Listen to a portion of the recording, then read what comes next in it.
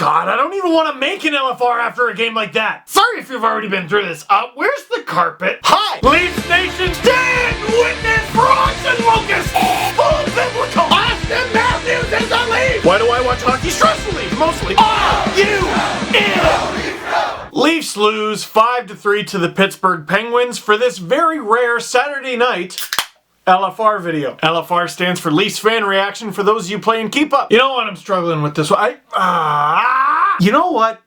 God, games like this are helpful. I figured it out. I figured out the difference. It just dawned on me. Last year, the Leafs beat the Pittsburgh Penguins in the second last game of the season, clinching a playoff spot, and everyone was happy. And then, in an ironic twist of fate, the Leafs lose to the Columbus Blue Jackets the next night. The Penguins get the Blue Jackets. The Leafs have to take on the Washington Capitals, who the Penguins also went on to beat. But I was still happy that the Leafs got to take on the Capitals. You remember, you saw the videos. Because this was a young team that needed to be tested, and I thought the Capitals were a great test. Why did I think that? Because they're good. When I watched them play, I said, wow, they're good. Look at their record. They're first place in the NHL. I'd call that good. And then the Leafs played them, and yeah, they look good. And it was a hard-fought series, and of course the Leafs lost that series, but I left that series going, man, the Leafs could have beaten them, even though they're good. The Pittsburgh Penguins are good, but that's not how I would describe them at all. Because I watched that game and the Leafs lose and I'm frustrated like they've just lost 20 in a row, but they've been killing it lately. Why am I so frustrated? Am I just used to winning? No.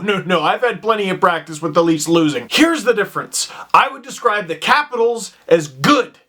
I would describe the Penguins as hard to beat. I know that sounds stupid. Go ahead and laugh at me if you want, but I know a lot of you smart people understand exactly what I'm talking about. Because the Penguins are good, they're fast, they make crisp passes. Speaking of which, Russ to Hagelin goal, Penguins up 1-0. But hot damn, are they just relentless, hard on the puck, hard battling, everything's hard. Here's the difference. When the Leafs lost to the Capitals, I went, wow, the Capitals are good. Leafs lose to the Penguins, and I'm like, God, I hate you. There it is. And before Penguins fans get all mad, that is the greatest compliment I could give you. Not that you need my compliments at all, because you're the back-to-back friggin' Stanley Cup champs. What is that even like? You really have no idea what it was like to see the Penguins like 2 points out of the playoffs in December or something, and having everyone go, woe is me. Oh my goodness, we suck now. And I'm just sitting there like, can I choke a Twitter account? So I'm going to talk about the rest of the game, but I need your help on this one, guys. A couple times this season, I've featured other people in these LFR videos, but I want to kick that up a notch tonight. I asked on Twitter, and if you don't follow me there, you should, at Steve_Dangle, for people to send me videos about this game, and if they fit, I'll put them in the LFR video, which you're watching now.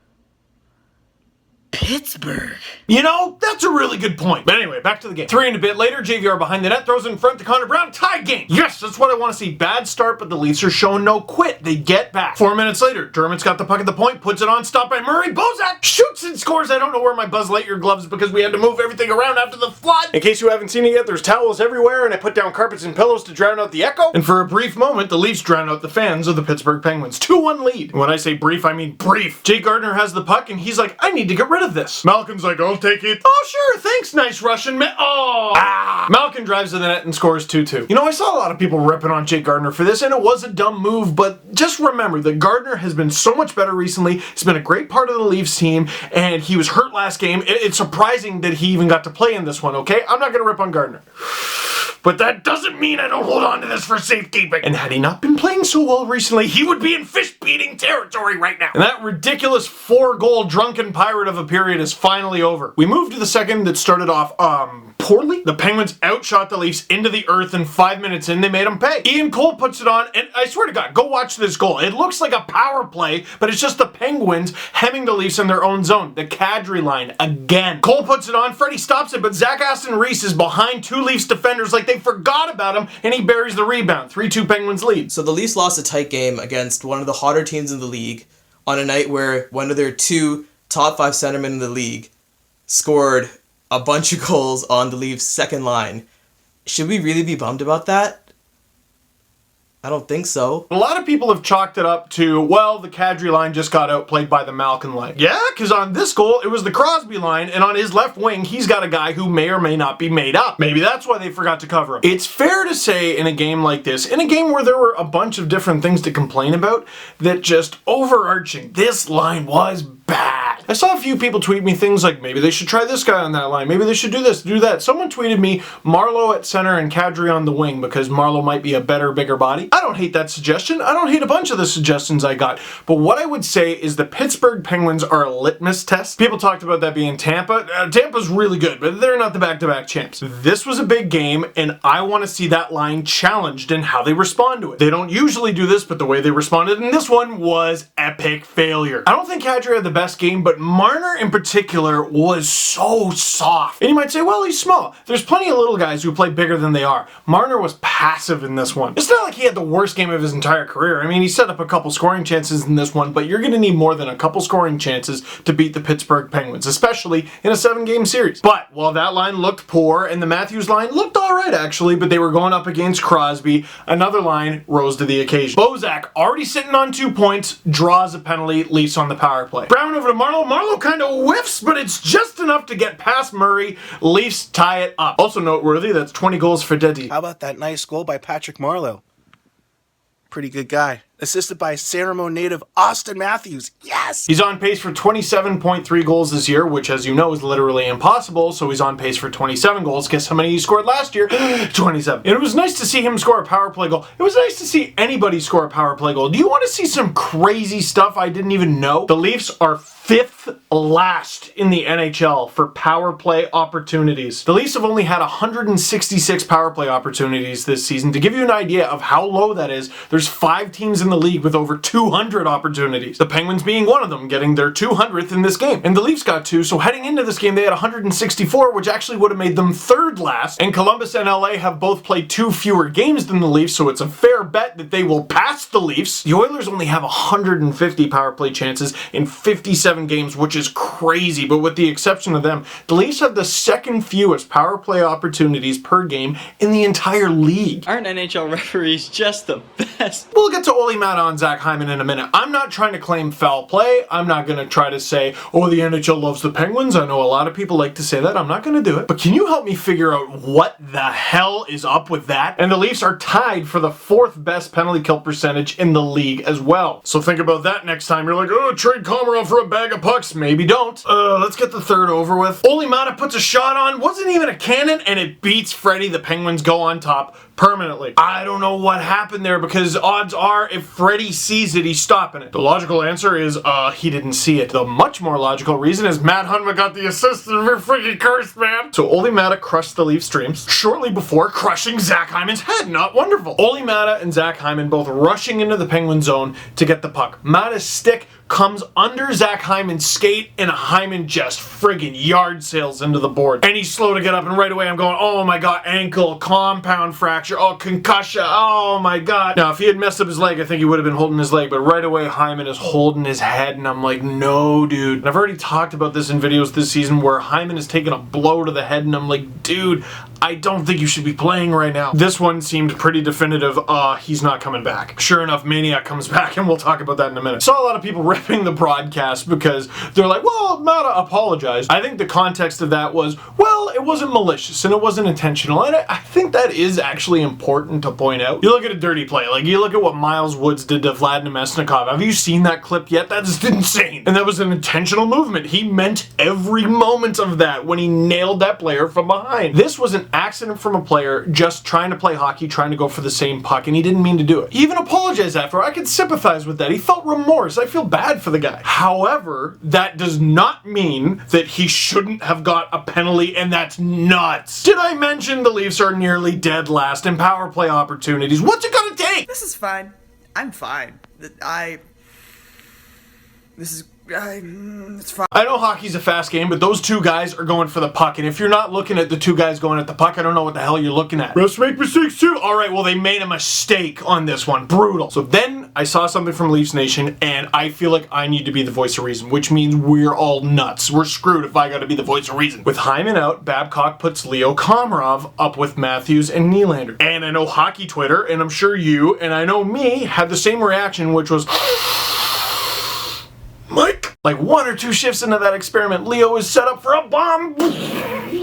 What? Leo whiffs on the shot, looks down at his stick, drops it, and skates off. Now here's where I gotta calm you down, okay? I saw so many fans going, oh my god, Komarov's just an idiot. He whiffed on it just like I knew he would whiff on it, what a moron. First of all, and this is difficult, but try to remember that him being on that line is not his fault. That's Babcock going, you're the best player for that job. For me, the logical replacement on that line would be Connor Brown, but the Bozak line was going so well that you didn't want to take him off, so I would say Cappy. But I mean, Komarov's a hard worker and a forechecker. I see why he did it. But also, I think he would have scored that had his stick not broken. Or at very least gotten a shot off or something. And you might go, but Steve, the stick looked intact. He just dropped it and was mad. Okay, I'll meet you on the mutual ground that Leo Komarov is not a first-line player. What I'm not gonna call him is a frickin' moron. Do you actually think, with like 6.5 minutes to go in the game, Leo Komarov is gonna miss a scoring chance, look down at his stick, have a temper tantrum, and throw it away in the offensive zone while his team has the puck just because he's upset? Now, I don't know exactly what happened, but I'm gonna give the guy the benefit of the doubt that it wasn't that. What I think happened, based on seeing the replay a couple times, and it's really subtle, you really gotta look for it,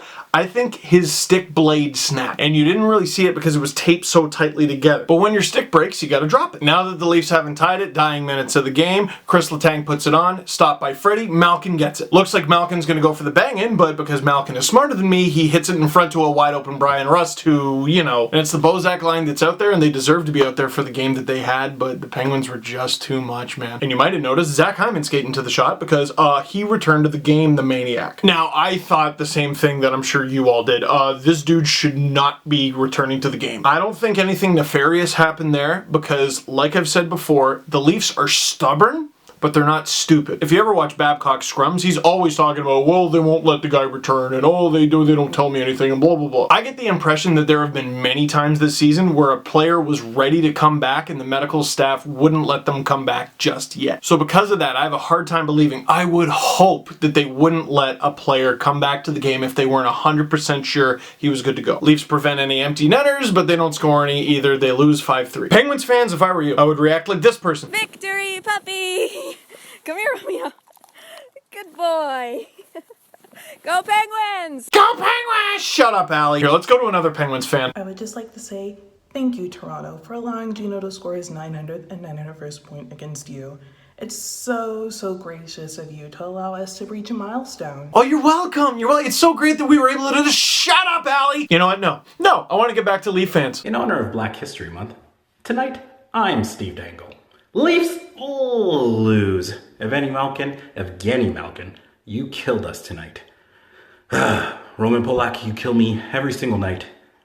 But don't worry, because the Black Mike Babcock says we'll just pick it up and get 2 points tomorrow. I'm glad you mentioned Roman Polak. We're a little late for Valentine's Day, but everyone needs to find someone who loves them as much as Roman Polak loves icing the puck. Now look, he wasn't very good and isn't very good, but I don't think he was the reason the Leafs lost this game. And then I tweet out, hey Canucks fans, what would you like for Chris Tanev? And I read the responses and I go, no! Throwback to last year's Steve Dangle videos when the intro said this team is ruining my life because I've never related more. You know, I'm disappointed, but not surprised. No, come on, Noel Annie. Noel Annie? Yeah, come on, you! You gotta have a better attitude than that. Look, not that great of a game, but the Leafs are still one of the hottest teams in the league. All while playing the most games in the league. They're at 60 already. You need to believe that this team can do it in the same way that they need to believe that they can do it because they seem thoroughly intimidated by the Penguins at times in this game. You know, they can't be afraid of the challenge. It's that time of year. Players gotta dig in and we see what kind of player you are. Here, we need some optimism. We may have lost, but Hanwick and Kessel didn't score. Yeah, thank you. You know what? That's true. That is true. Kessel had a wide open snapshot on Freddie, and Freddie put it in his glove, but it looked like it pained him. Because, I mean, a Kessel snapshot's like catching a comet, like, Hanwick did get an assist on the game winner, but at least it wasn't like a goal that was the overtime winner. Thank you, CJ. And last but not least, who did you think the Leafs' #1 star in this game was? Let's ask this bird.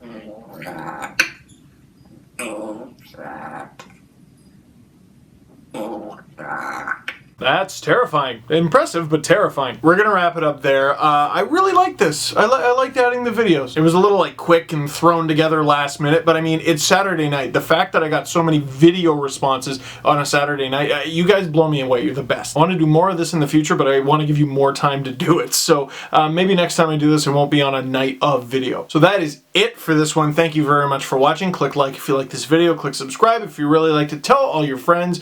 I got a link to some merch down below, and you should check that out if you want to buy that merch. And also I got a new video on the Nikita Soshnikov trade if you haven't seen that yet. Right back at it again tomorrow against the Red Wings.